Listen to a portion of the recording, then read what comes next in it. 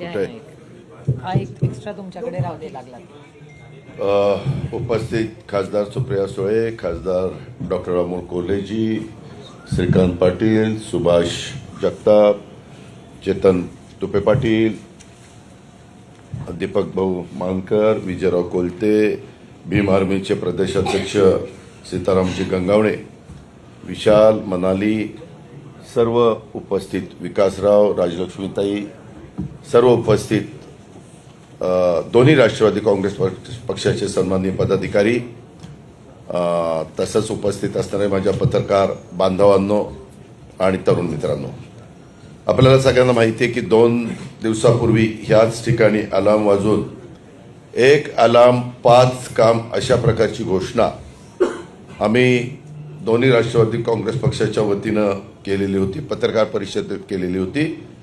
आणि त्यावेळेस आम्ही 5 कामांना प्राधान्य अगदी टॉप प्रायोरिटीनं देणार आणि नंतर इतर पण प्रश्न आहेत, परंतु त्याच्यामध्ये नळाद्वारे दररोज पाणी, ट्रॅफिकमधून खड्डेमुक्त पुणे शहराला करणार, नियमित स्वच्छता पुण्यामध्ये झाली पाहिजे अशा पद्धतीनं आम्ही नियोजन करणार, हायटेक आरोग्य सुविधा आणि 5वा प्रदूषणमुक्त पुणे महानगरपालिकेचा परिसर. आणि ही 5 कामं करण्याचा आमचा पत्रकार मित्रांनो पक्का वादा आहे.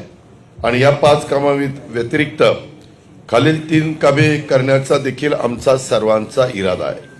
त्याच्यामध्ये आपल्या इथं झोपडपट्ट्या आहेत, त्या झोपडपट्ट्याचं पुनर्वसन आणि विशेषतः जुन्या इमारतींचा पुनर्विकास.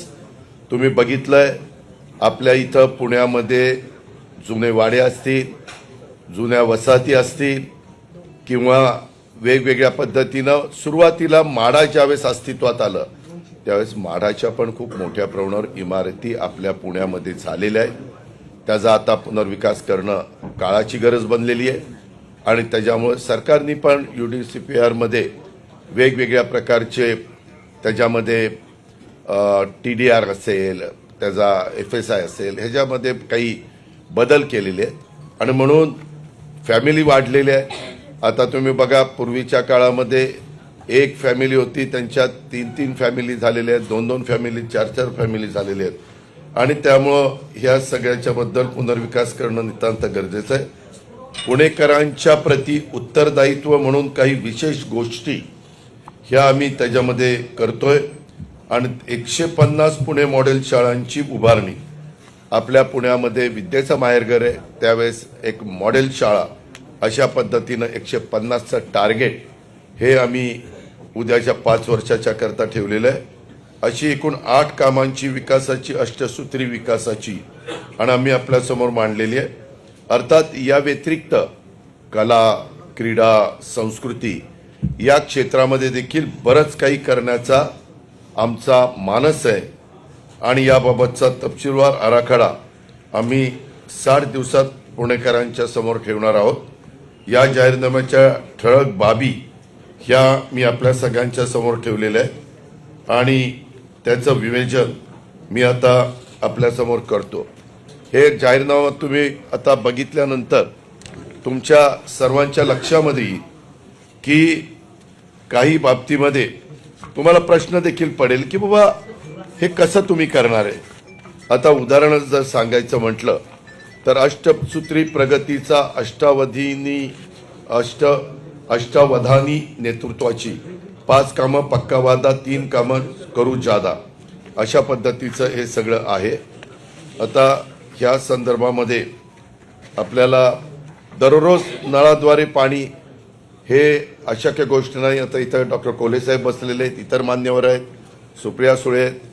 त्यामध्ये काय झालंय, काही आपला नवीन गावांचा परिसर आला, त्याच्यामध्ये पत्रकार मित्रांनो इतक्या मोठ्या प्रमाणावर टँकर माफिया, नवीन गावं जाऊ द्या, वडगाव शहरी परिसरामध्ये देखील खूप मोठ्या प्रमाणावर टँकरची समस्या आहे. तर सुनील टेंगरे बसलेले आहेत, बाकीचे आमचे मान्यवर बसलेले, ते पण सगळेजण कबूल करतील. आणि मला इतक्या सोसायटी धारक आता भेटत आहेत ह्या निवडणुकीच्या निमित्तानं, सकाळी अर्ली मॉर्निंग येऊन भेटत आहेत.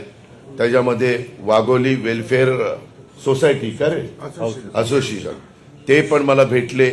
अशा खूप ह्यांच्या समस्या आहेत आणि करोडो रुपयाचा यांचा पैसा त्याच्यामध्ये जातोय.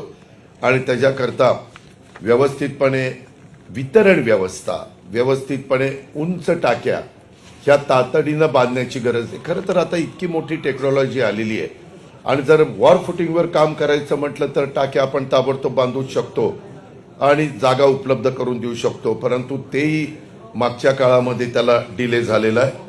2015ला मी तुमच्या माहितीकरता सांगतो, आम्ही 2818 कोटींची मंजुरी दिलेली होती. आमची मुदत संपत आलं त्यावेळेस 82 पैकी फक्त 59 टाक्या अजून कार्यान्वित नाहीयेत आणि 200 किलोमीटर वितरण व्यवस्था काम बाकी आहे. 45,000 AMR अशा प्रकारे मीटर अजून बसवलेले नाहीयेत आणि त्याच्यामुळं कारण नसताना अनेक पुणेकरांना त्याची किंमत मोजावी लागते आणि म्हणून आम्ही ते दररोज पुणेकरांना प्यायला पाणी, वरसगाव पानशेत, खडकवासला, टेंबर, भामा, आसखेड हे तर आपण आणलेलंच आहे. आपण त्याच्यामध्ये सुधारणा करू पाहतोय आणि बाकीचं मग आपण मुळशी डॅम असे टाटाची जी धरणं आहेत तिथनं पण आपण आणायचा प्रयत्न काम करणार आहोत.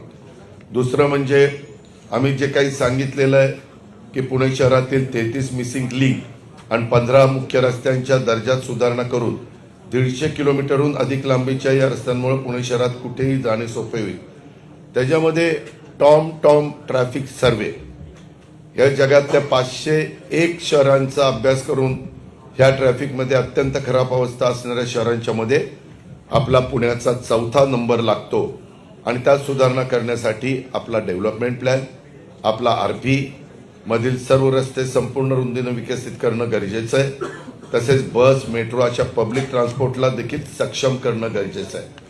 हे मी आपल्याला मध्ये पण सांगितलेलं होतं. अनेक जाहीर भाषणामध्ये देखील मी माझी भूमिका मांडतोय आणि त्यामध्ये आमचा ही सगळी युती, आमचे दोन्ही पक्ष आणि आमचे भीम आर्मी आणि बाकीचे सगळे आमचे बरोबर आलेले सहकारी असे आम्ही एकत्र मिळून ते काम करणार आहे.